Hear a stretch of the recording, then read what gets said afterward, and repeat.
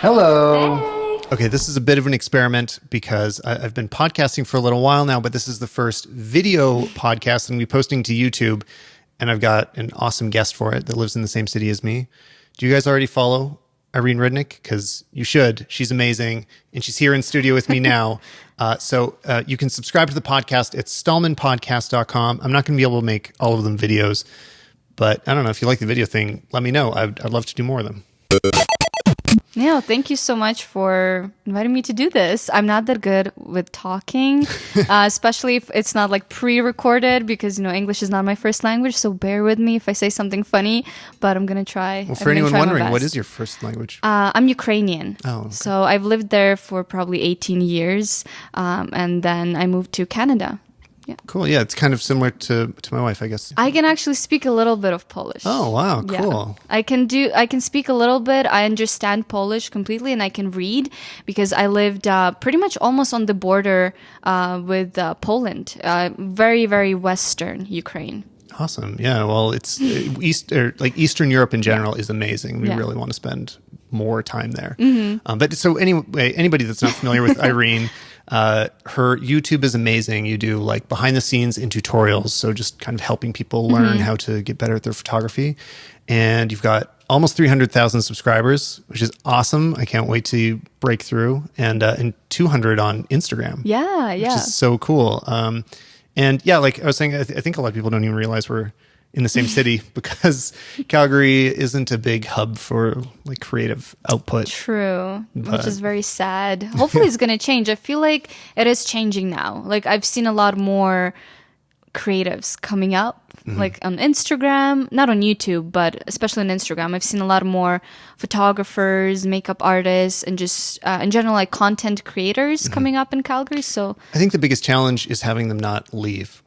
When they succeed, right? True, because like, I've had that cross my mind a few times. See? I knew you were thinking about it.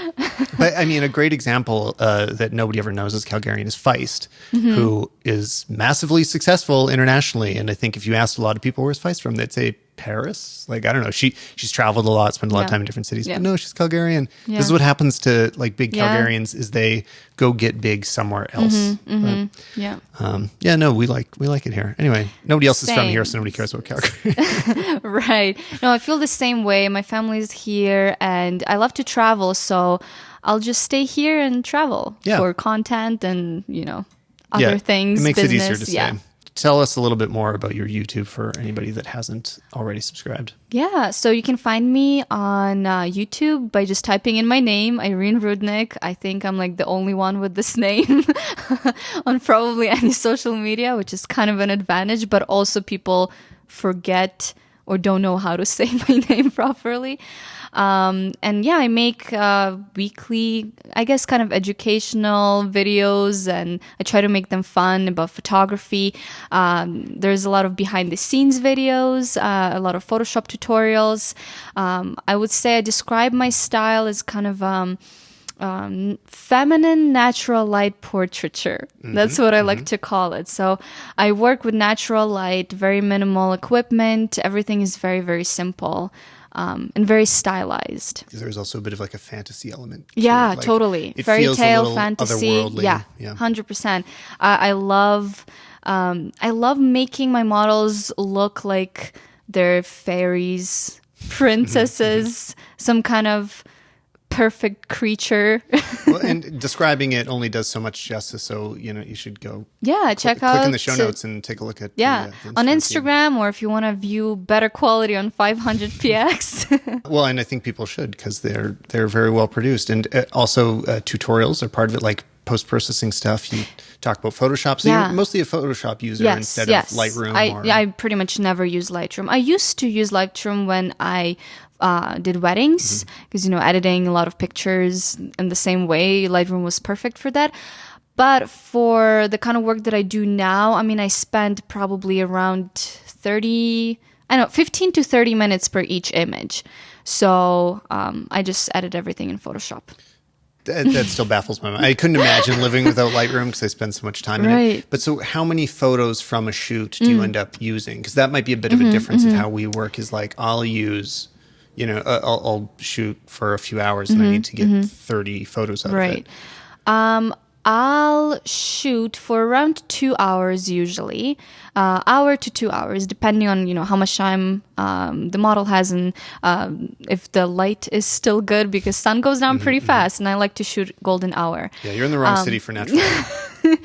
Yeah, that's true. That's true. Not because it's cloudy for anybody that's not here. It's because we're north. It disappears very quickly. And I'll do around probably 1,000 pictures during a shoot, and then I'll choose probably around 5 to 10 images from the whole photo shoot that I'm gonna edit. So how do you make the selections then if you're not in Lightroom Bridge? So for me, I'm one of those people that already has a very clear understanding of what I want in my images when I start the photo shoot. So before I shoot, in my mind, I already know what it's going to look like, if that makes sense. So I will usually come up with a pose that I really, really like, and I'll shoot that pose for a bit. So I'll take maybe like 100 pictures of a very similar pose, and then I'll go through those images and I'll pick the one that is most striking to me. Just very simple selection. I know that Lightroom is good for that, for like rating the images, but I'm very, I know exactly what I want in a picture, so I'll just open it in my regular like photo viewer. I'll just go through the images and I'll just open the one that I like. All right.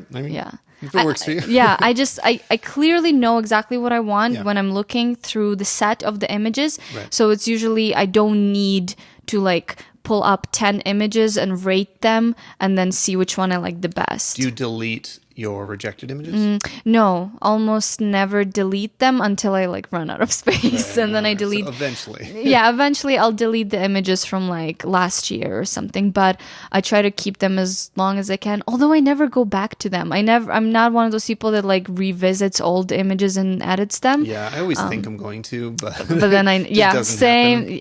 Yeah. And there's always photos. I mean, some of my favorite photos we've taken were from Croatia. But it was kind of like a personal trip. We weren't there for work. We didn't have like a bunch of client work to do. So the images from it like weren't a priority, and they didn't really get edited. So I posted a few Instagrams, got home, and then left them, and they're just sitting there. So I don't know. I even have travel video from it. I didn't do anything with it. But I don't know. Just saying someday I got to go back to that. When you are in Photoshop, do you have specific routines that you always go through? Do you use actions? I do. And I feel like I really need to start watching some other Photoshop tutorials, because I feel like I've used the same exact technique for so long now, and I probably need to upgrade some things. And I'm always learning something new in Photoshop. That's why I love it so much. There's like 100 ways of doing the same thing, but sometimes you'll find something that's a little bit quicker, a little bit better, But for me, I open the image in Camera Raw. So that's the Lightroom part. I just do it in Camera Raw. Right. I mean, for anybody that doesn't know, it's the same raw processing in both. Pretty much. It looks exactly the same as Lightroom. It has the same sliders. So I'll do a little bit of adjustments in Camera Raw, some white balance. I always do the clarity just a little bit to make it just punchier, a little bit more sharp.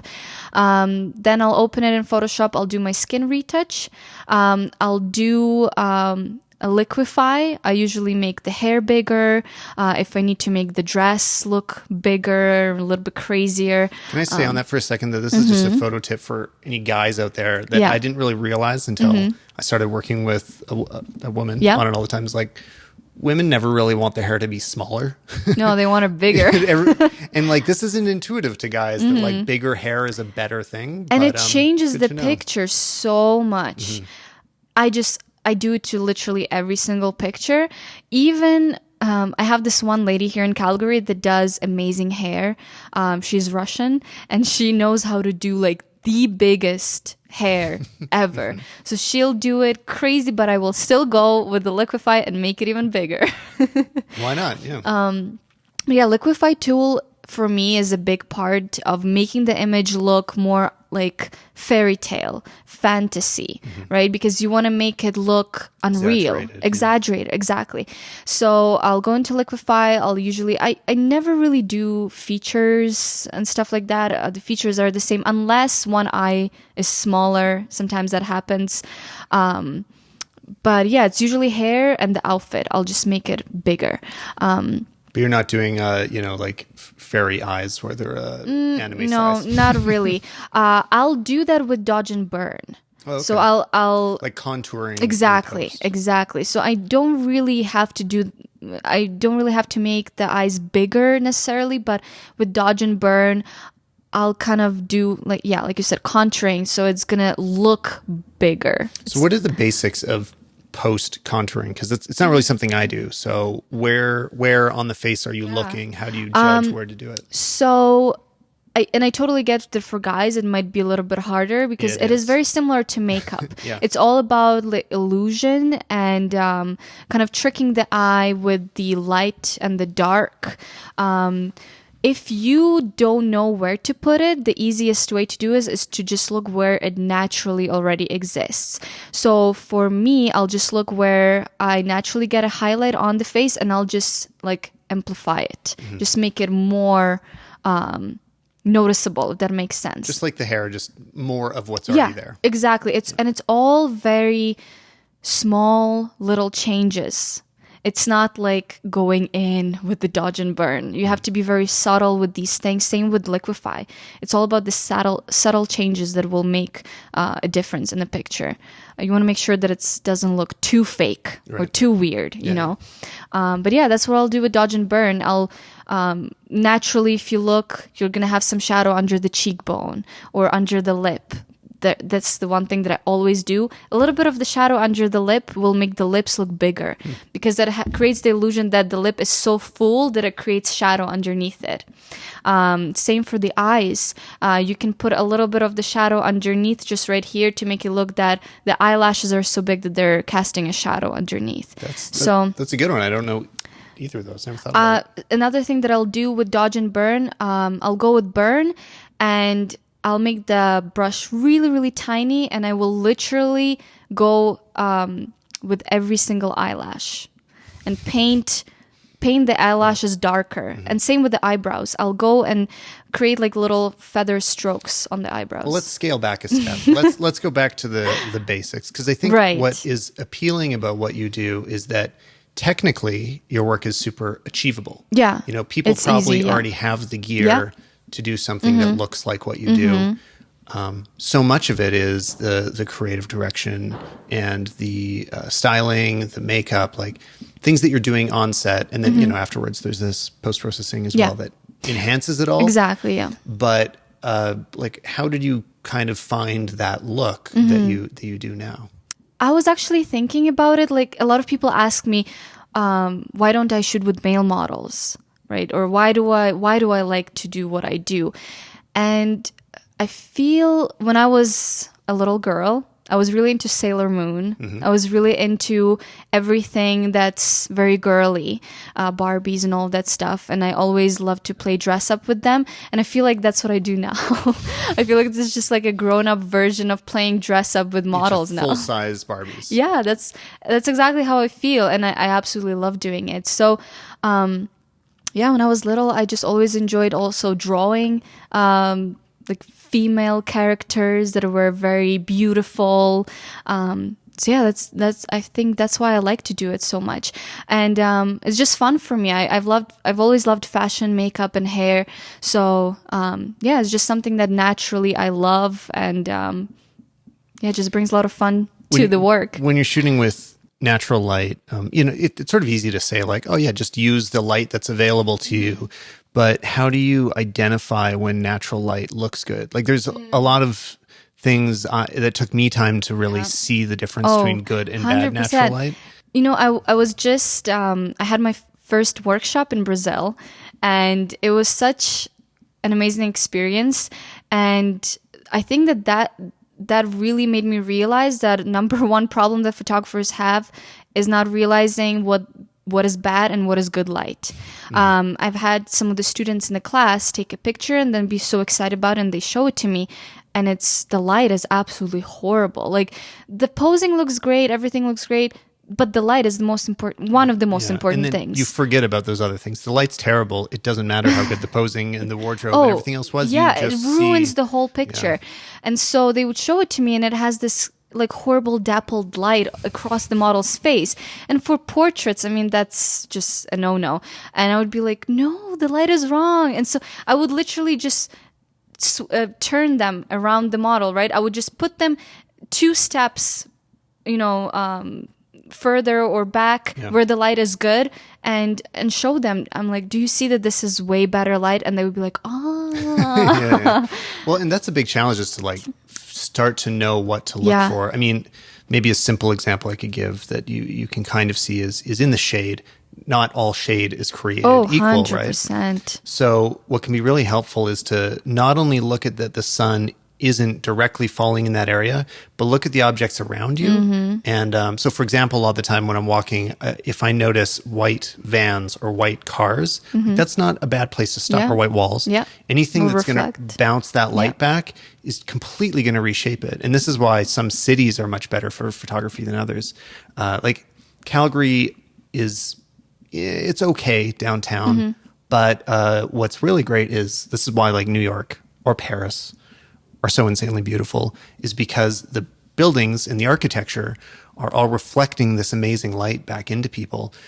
So there isn't a lot, like in New York especially, there's not a lot of direct light. Like it's getting blocked by buildings, but it's bouncing off of windows and it's wrapping around corners. And by the time it hits somebody, it's been diffused in 10 different ways and then sharpened on a certain, it becomes really dynamic and interesting. Yeah, no, for sure. And what I recommend people do is, because if you just don't realize what good light is, or maybe you don't really have the understanding of how light reflects yet, what you can do is you put your model and you just literally circle around her. You can take pictures. Or him, for sure. Or an object, whatever you're photographing. You can just circle around and see how light is different in different spots, and then just kind of figure out what do you like the best and what looks the most flattering. That's what I used to do when I didn't understand how light works. I mean, it takes a while. It does. I mean, I'm just going to throw out some more examples of, like, if you're standing on grass,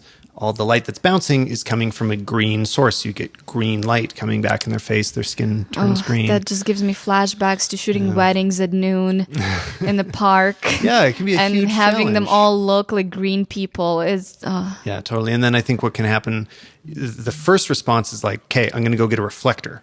That's going to solve my problems. But then people can end up with this really artificial, either gold or silver or bounce that all I see when I see it is my reflector. That's why I don't use a reflector. They're challenging. Rarely. I will rarely use a reflector. I think from what I can remember, I used a reflector in one of my videos where I shot indoors, but I used a window as a backdrop. So kind of shooting backlit indoors.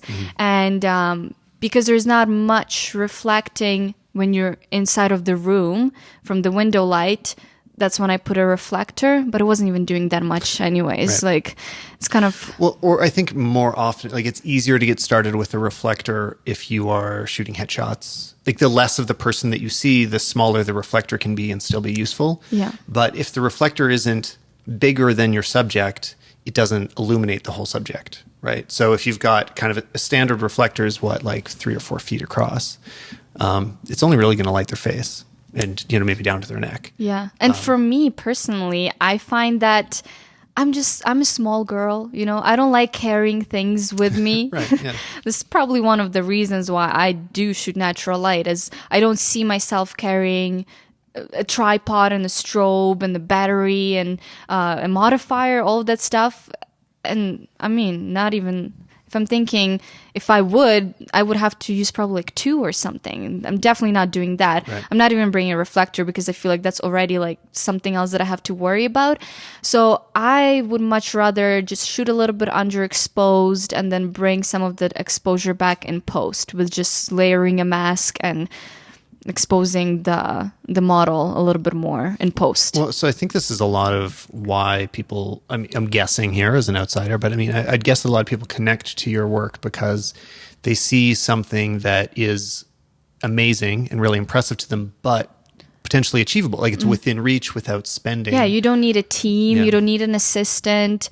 You can really do this with like your friend, really. I mean, I do shoot with a nice lens. With a nice lens, yes. So, and the lens is expensive for sure.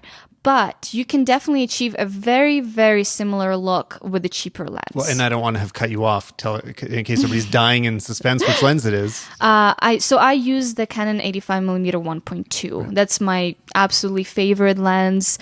I've had this lens for probably like 6 years. And the lens that I have is an older version of it. So it's like a Mark 1, I think. Okay.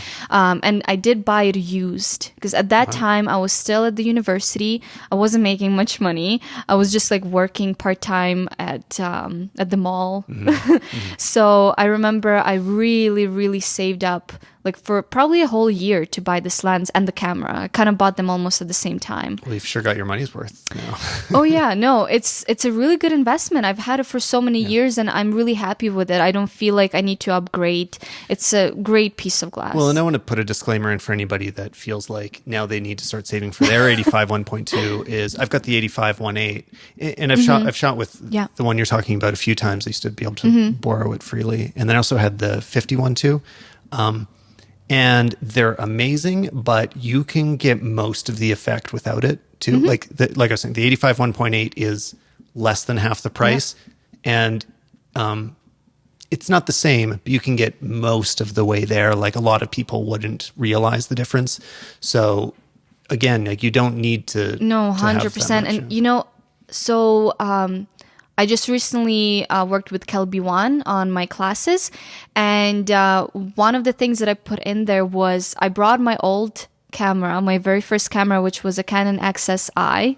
So it's a crop sensor. It's very cheap right now. I mean, you can buy it for probably like $100 or something. So I brought that camera and I brought my 50mm 1.8, again, a really cheap lens, I think like $100 or something. Yep. And I did some kind of comparison and kind of showing that you can get a very, very similar image with that setup. And actually, I mean, once you put the 50 on, the crop sensor kind of becomes an 80mm. So the images looked very, very similar, especially when you're shooting indoors and you don't need that much depth of field. Like if you're not looking for that very creamy bokeh, it looks almost identical. Like, yeah. I think that's something that a lot of people don't realize when they go out and buy a 50mm as their first lens is how much it does zoom in, that it becomes kind of a portrait lens more than a normal lens. Like 50mm is typically like a normal focal length, but when it's cropped, it becomes more portraity. But do you ever shoot wide? Like, do you take photos that aren't in your style much anymore, or do you kind of like that's what you shoot, so it's the main thing that you do? I have a Sigma 35mm 1.4 lens, which I really, really love. And I used to use it for weddings a lot, for events a lot. I've actually shot one of my favorite images on it of this model Vlada on Lake Louise. And it's one of probably the most, I wouldn't say famous, but one of the most liked images on my Instagram. You could say that. It's not famous. Yeah. I mean, it has a beautiful Lake Louise in it, and we know that if you put Lake Louise, it's going to get a lot of likes. But that one was shot with a 35mm, and if I do want to put a little bit more of the environment in the picture, I'll definitely do the 35, but I will still rarely use it, very rarely. I did one project when I was traveling in Israel where I shot girls on the street. Again, this is kind of a post that I did that, I don't know, not that many people cared about because it's a little bit out of what I usually do. But I loved shooting those portraits. And I shot them with a 35 because, again, I wanted to show more of the environment with the girls in there. I always have this struggle of not being able to really like stick to a specific style. And I think you actually follow what is commonly given advice of getting to know a lens really well. Like you've kind of taken it to an extreme where I think a lot of people keep jumping around forever and always feel like they need a new lens, but like you've really dialed in this specific one. And I mean, I feel like I've gone more in the opposite direction. I used to shoot more similar to what you do now aesthetically with a lot of blurred background. And I've definitely moved to a lot more wide images, a lot more in focus.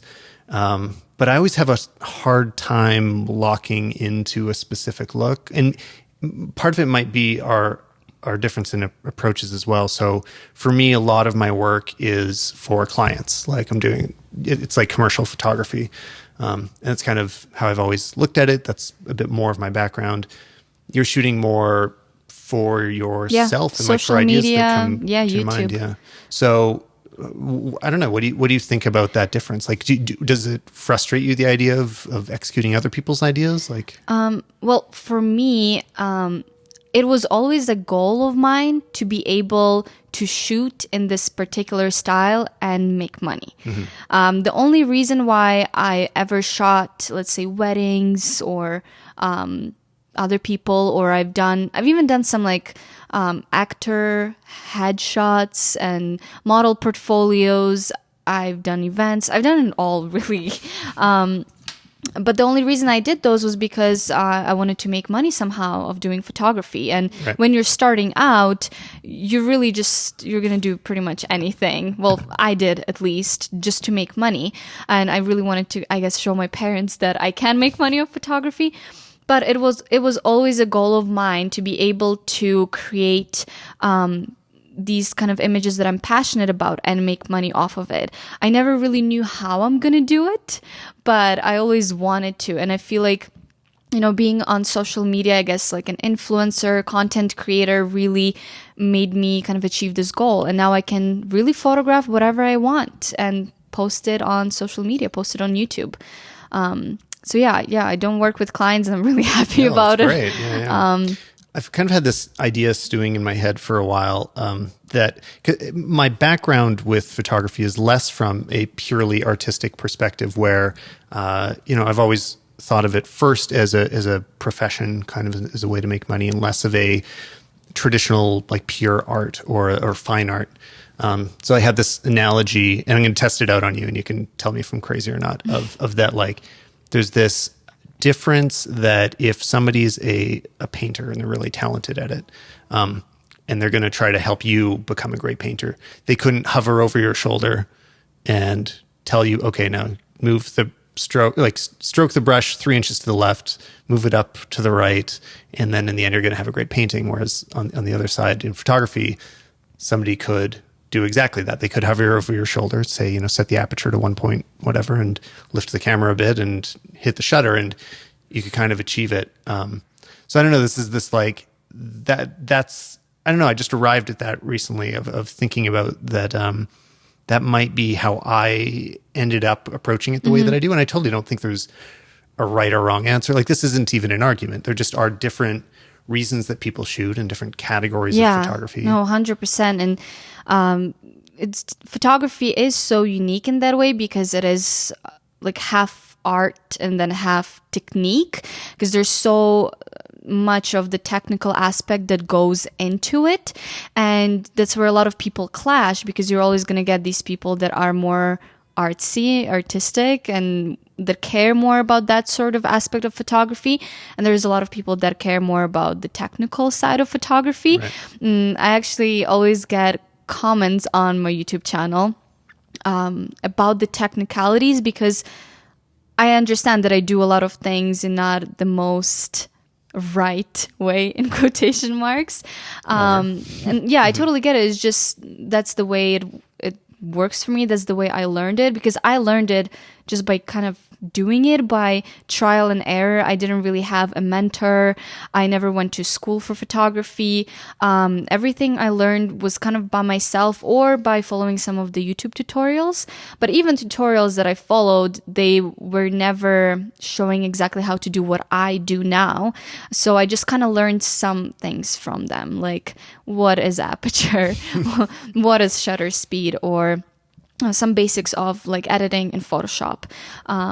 So yeah, it's an interesting thought. Photography is just weird in that aspect. Well, I think it's becoming more and more common to have learned that way too. I mean, I'm sort of similar of not having had technical or like formal training, but yeah, I think the only downside of doing the path where you're able to make all the decisions yourself is then it's a challenge if you end up with a client asking for it to be a really specific way. Yeah. But I mean, I think you're navigating that well by defining your style. So if people approach you and they want to work with you, they have a pretty clear idea of what they're going to get. Exactly. And I've had that before where a client wanted something very specific that I just don't do. I could probably still try to do it, but the thing is that I don't want to. I don't want work out there that doesn't represent what I do. So yeah, when I used to work with clients, if someone wanted me to do something that I don't do at all, I would just tell them, I'm sorry, but that's just not something that I do. Let me recommend you someone that I know that would be a better fit for you, you know. Well, if I could give some advice to all the clients out there, look at your photographer's work before you hire them too. I mean, I think sometimes 100%. It's really strange when you hear like, I always hear from the photographer's perspective, but that they're hired to do something and then what they're asked to do is nothing like what they typically create. And, you know, if you need a really versatile photographer that is able to execute many different styles in different ways, then, you know, look for that body of work and that's who you should hire. But if you're hiring somebody that clearly has a specific vision and a way of shooting, then embrace it, you know, and let them do their best work. Because, you know, if I asked you to shoot wide architecture, you know, on a tilt shift lens, like probably not for me. And I've had actually a little debate with another photographer on this, and he was because he is. I'm not going to say his name, but some people probably are going to guess who he is, but doesn't matter. But he asked me, what if a client, because I do shoot natural light, and the debate was that I can still shoot 100% natural light and get work and get clients. He was saying the opposite, that if you shoot 100% natural light, you're very much limiting yourself and you're not going to get clients. Pretty much, he was trying to say that a professional photographer cannot be shooting only natural light, which there are instances where you will need some kind of artificial light, but it really depends on what you're doing. Because I managed to work with a lot of clients and make money shooting with just natural light. I think what you're doing that could inspire other people is that, like, it's the idea that becomes most important, like that you're able to follow through on a vision that you have at the beginning and really like create a world within the image. Right. Whereas if you're just like, I'm going to wander outside today and hope I've come across a great photo, you're not going to come across Irene's photos. You know? So, so much of it is putting that pre-production time into, and like, I can't take the credit on my photography for that because Anya, my wife that I work with on most things, she does all of that. But it's something that I think a lot of people that, you know, if you're out there and you're a technical minded photographer and you are thinking about the gear first, which is okay. I mean, I'm inclined to be that way. It's really worth it to spend some time looking at whatever it is you're worst at. And same with, you know, I would encourage people that have Irene's approach of being, you know, not enjoying the technical thing. Just, it's good to, you know, take your medicine sometimes and do your homework and okay, like one weekend a month, I'm just going to watch tutorials for 5 hours. Oh no, 100%. I mean, it is a part of photography. So no matter how much you don't like it, you're still going to have to learn it. Yeah. You can't, I mean, if I was shooting with my lenses and my cameras and like shot everything on auto, I mean, that's just not taking it as far as I can. You know what I mean? Like, you really need to still know some of the technicalities. It's really, I mean, you can take it really far and know every little thing about your camera. I mean, but I find the people that take it really, really far aren't creating the best work out there. Yeah, you know, true. There's not a lot of them. Typically, the most technical people aren't the most creatively successful people. Yeah, yeah. Yeah, no, that is very, very true. Yeah, and then a lot of creative people are not good with, like, let's say, business side of photography. Absolutely, you know, yeah. We and all then fall a down lot of somewhere. more technical photographers are really good with that marketing, business, numbers, that kind of stuff. And I definitely fall under the category of those people that don't know what they're doing when it comes to business. I'm learning for sure, but it took me a lot to really figure it out, because I'm one of those people. I just want to create. I just want to have fun, and you know, I don't want to deal with numbers and that kind of stuff, but at some point you're gonna have to. Yeah, of course. Well, and speaking of, I guess, like, YouTube started to become a bit of a business for you. Yeah. Like, this is actually, it's not just photography. You're able to be more selective about your clients. I mean, first of all, congratulations. Like, it's really exciting to see somebody I know, doing so well at it. And a little bit of background on us. When we met, Yeah. you had just not quite started. I don't know. We couldn't quite agree if you had just started YouTube. Or I don't remember. Yeah. And I don't even remember how long ago it was. I feel like I'm going to have to go into my Facebook and, like, look at the year of those It should pictures be that I 2013. posted. 2013. So, yeah, I probably just about started doing it. Started doing my YouTube and Instagram. Yeah. And I so badly regret not. I was tweeting about this the other day. I'm like, should I even talk about this publicly? Because I'm like, but I stopped doing YouTube for years. Like, I had it 8 years ago, and then I just, like, stopped.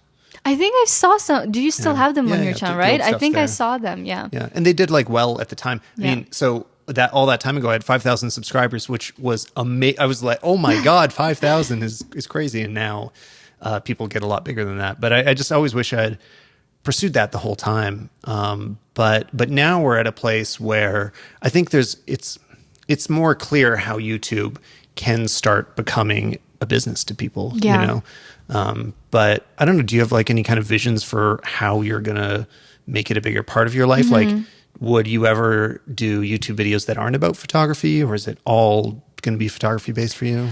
I'm actually, so I have another YouTube channel.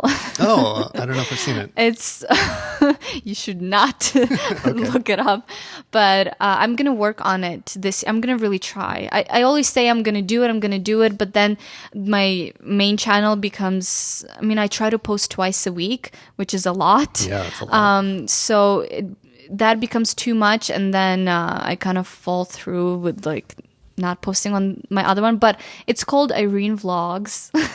And I used to do vlogs on there, but they were so boring.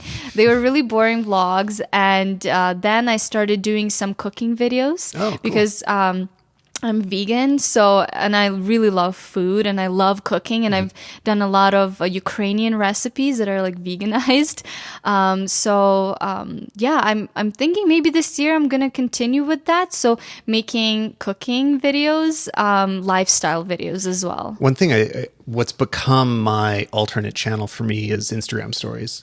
And, like, so I've been shooting them like vlogs, which is so much easier to do on a phone than with a big camera. And I keep telling myself, I'm like, maybe I could just start making YouTube videos like this. You should do it though. You know, okay, I just don't feel like it'd be good enough. I feel like the quality wouldn't be high enough. I see that's your problem, because I can tell that you're one of those people that's like you're a perfectionist, and because your videos are really well put together. They're beautiful. They're like, you know, the cinematography, the editing, everything. I'm like the opposite. If you watch my YouTube videos, they're like the most poor quality ever. You know, it's just like me by myself, filming everything by myself, just literally by putting a camera on the tripod.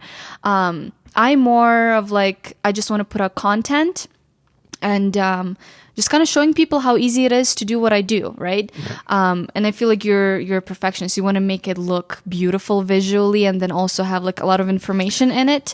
Well, but it's kind of this thing of, like, I feel like I get stuck with, if that's the reputation that I build subscribers on, then I'm stuck with it.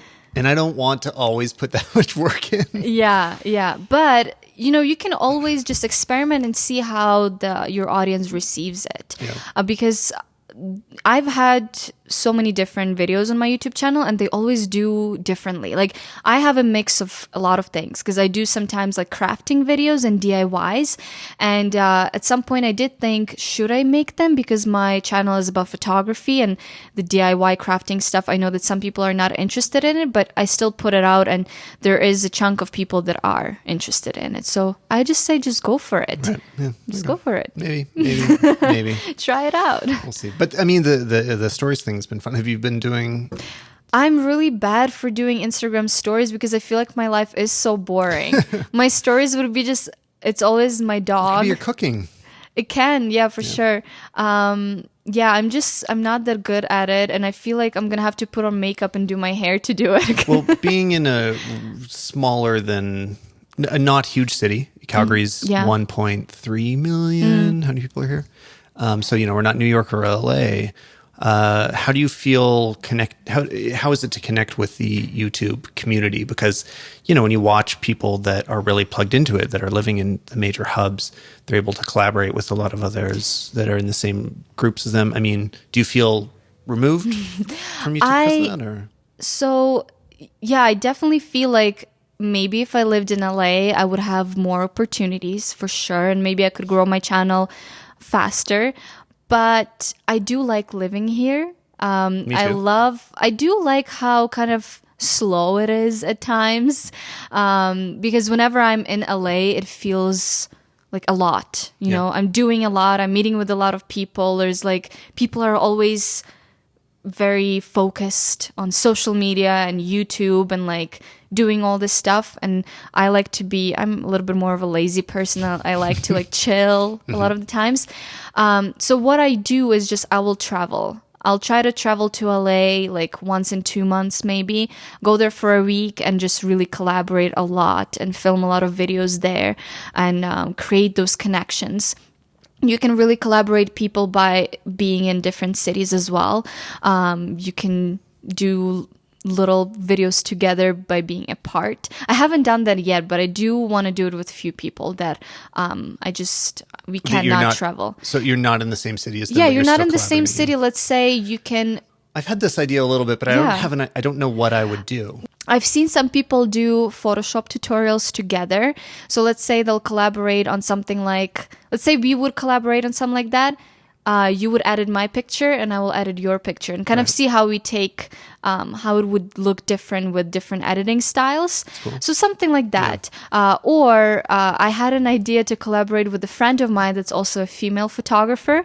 And there's a lot of funny stories that we had about being a female photographer. So we had this idea for a while on doing like a satire little video with her filming her part. She lives in Ireland. Mm-hmm. So she would film it there. I would film it here in Calgary and we would put it together in one video and it would go either on her or my YouTube channel. Cool. So yeah, you can definitely collaborate with other people.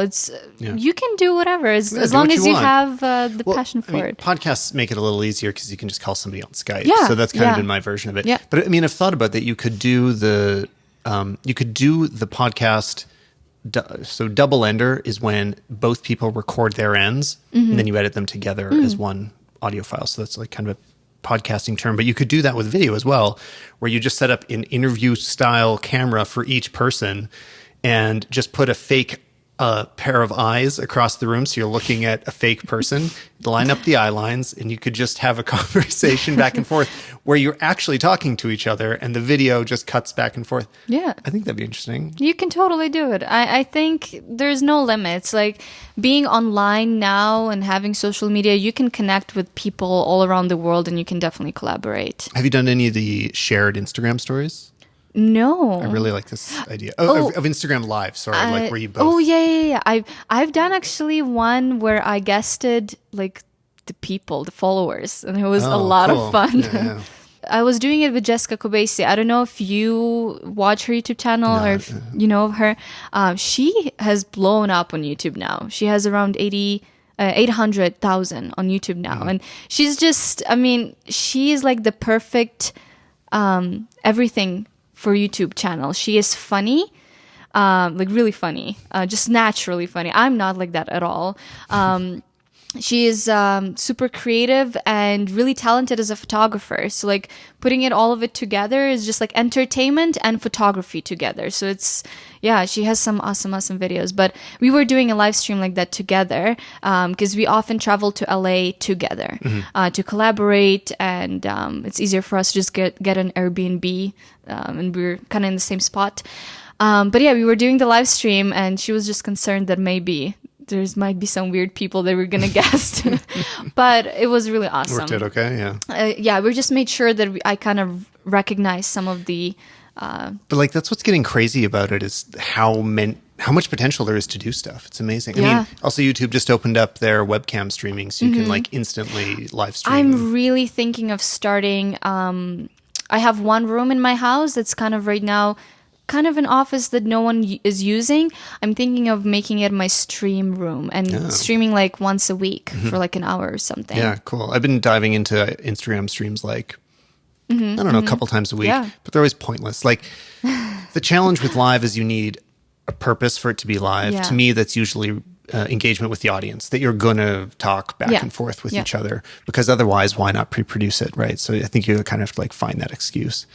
But yeah, I don't know. So I was also wondering what it's felt like to have your, well, I was going to say YouTube girl like that, but social media in general. Like, has it changed your day-to-day experience? Like, do you find does it feel all consuming sometimes? Is it change your relationship with your creations? I guess sometimes I feel pressure to always come up with something new and something that is better, but I do a lot of yoga and meditate. Good idea. Just calm myself down. Another thing with social media is that you see all of the other people maybe having better pictures than you, doing better than you, course, and that will make you feel some type of way. But again, you just have to understand that comparing yourself to others is not going to do any good, and you should just focus on yourself, focus on your own work. So I really try to kind of understand that. It's very easy to say. Yeah, I know that it is hard, but I feel like that's why I like living here in Calgary, because when we were in LA, it was funny. We were walking on the street and some people recognized us, like me and Jessica, which was really weird and awkward. But here in Calgary, no one cares. Like no one knows who I am, So I like living here. And yeah, it was funny. Last time we went to LA, actually, I just put out a video that was shared on a lot of photography blogs. Like it was one of the videos that went further than most that I create, and there was, in all three parts of the city we went to that day, a different person recognized me in the morning, and like that's really fun. But I mean, it's kind of funny, like the first times those happen, because it makes you realize what really matters in life, because you're like, oh, this is like the smallest tiny bit of what fame means, and it really doesn't matter at all. Like it doesn't change anything. Yeah. It's like, it's mostly just like, oh, cool. Like now I can have a conversation with somebody about photography for a few minutes. Yeah. But yeah, I don't know. YouTube is weird for that. Like it is. Being YouTube famous is weird. I mean, I'm by no means YouTube famous or anything like that, but just in general, it's a weird thing. For people that aren't, yeah, totally. Well, and it's also funny because like the people that are my biggest celebrities that I'm most excited to ever meet or see, not many people probably know who they are, because I'm more connected to podcasts. That's what I spend more time with. And it's funny with podcasts too, because you don't even know how big a show is, right? Like people listening to this don't know how many people like that, listen. Yeah. And my favorite shows, I don't know if it's 5,000 people listening, 100,000 people, 500,000 people. I don't know. I have no idea. So it's sort of this weird difference of that relationship. And it's also funny how I think that might shape how people perceive the people they're following. Like I always think it's weird when people write to me on, well, hey, if anybody wants to message me, just at me on Twitter. But sometimes they'll be like, I never thought you'd respond. I'm like, really? Same like, what thing, did you because I respond to everyone pretty much. I mean, unless it's a stupid question or something like hi. Like I don't really unless respond there's nothing to that. To say, Yeah. But yeah, I sometimes, even though like to a compliment or something like that, I'll just like leave them a heart on Instagram, and they're always so surprised. I'm like, why? I'm just like a person that does Instagram.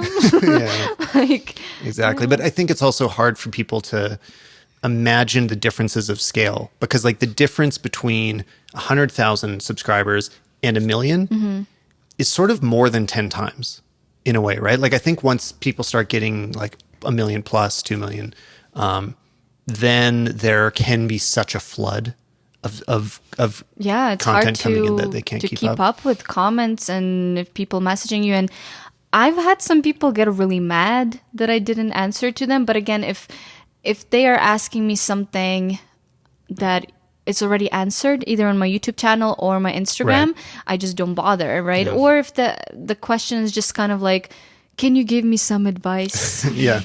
Well, that's why I like this podcast, because now I have a few episodes that are about really specific things. Like we did the one with Chris Nichols from the Camera Store, another Calgarian. And we're talking about like, here's everything you need to know about buying a camera right now. And so every time somebody's like, which camera should I buy? I'm like, I do not have time to figure it out for you, because everybody's in such a different situation. Oh, of course. But I can direct you to this 1 hour conversation where I dove into it pretty deeply. Exactly. So. That's why I never recommend anyone any cameras, because, well, first of all, I'm not a technical person. I'm the worst person to ask what camera they should buy. I always just tell them, do your research. I mean, it's pretty easy. You just go to the Camera Store TV. Exactly. True, that's true. They have reviews on literally every single camera gear that you can think of. But I mean, as long as you know your budget and what you're going to be shooting with your camera, you can find your answer online. Well, it's all there. One piece of gear I know we both share, so we could talk about for a second, is lights. I've seen that you've been using LEDs a little bit lately. And it's the same one that I've got. It's actually lighting us in this moment. It's the Aperture 120D light. And I've been really excited about these because to me, it's changing what, especially affordable lighting can be for people, because there have been constant lights that look this good before with HMIs, for example, that are, daylight, and you can make them really soft by modifying them, but they were crazy expensive, like a Joker, which is one that I used to rent from the Camera Store, is $5,000 for kind of something quite similar. And now we're at a point where these are, well under $1,000. Yeah. And I was surprised with how powerful they are, because the only other I guess continuous light that I've used before were some ring lights, and a friend of mine that's George Dutch, or Preset Guy on Instagram, he makes his own DIY ring lights, and I've used his, and they're great, but they're not nearly as powerful as the 120D. And this is what I like about it, is that you can really, it's not only for film, you can definitely do stills with it. Like I shot some really cool pictures with it. Well, and I love that you can do both. So especially for YouTube, all of a sudden you can be taking your still photos with it, but for your behind the scenes, it's all lit just as well, which is really nice. Yeah. And I love how neutral they are, like you just mentioned, because I'm really into the color of my images. So if I don't have to, play in white balance for hours trying to make it look good. And I've got to say, all LEDs are not created the same. I also have some Lumahawks that are older and cheaper. So I don't know, maybe the new ones are better, but these older ones are so magenta. They just don't match daylight. So if I shine them in the same room that's being daylight lit, it looks totally wrong. And if you're mixing the light, you can't even correct for it. So I've never actually tried mixing it with natural light. The only time I've shot continuous was always in a dark room where it's the only light source. Maybe I should try to do that. Well, you're lucky that you're getting in at the point where now all of a sudden it's good. It used to be bad is what I'm saying. But then, you were talking about brightness. There's also the 300D that I kind of want to get that too. Like, I kind of want to, I want all of them. I want all of them. I know. They just sent me their mini kit. Oh, cool. Tell me about that. They're just these little mini spotlights. So it's kind of like it looks like 120D, but just very tiny. And they just have little barn doors on them. So I'm actually going to be doing a really cool photo shoot with them very soon. I'm styling everything to be 50s, 60s, old Hollywood type of theme. And the model is going to look kind of like Marilyn Monroe or like some kind of actress.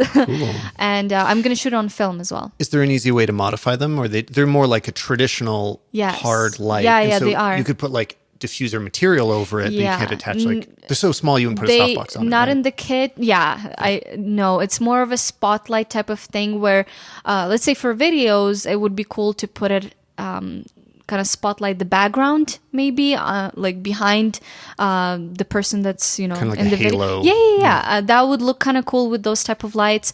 For me, I specifically wanted them again for that old Hollywood type of look because I'm gonna put one spotlight specifically at the model's face, where everything else will kind of fade into darkness. Cool. You can also kind of use it as backlight, right? Kind of rimming the model.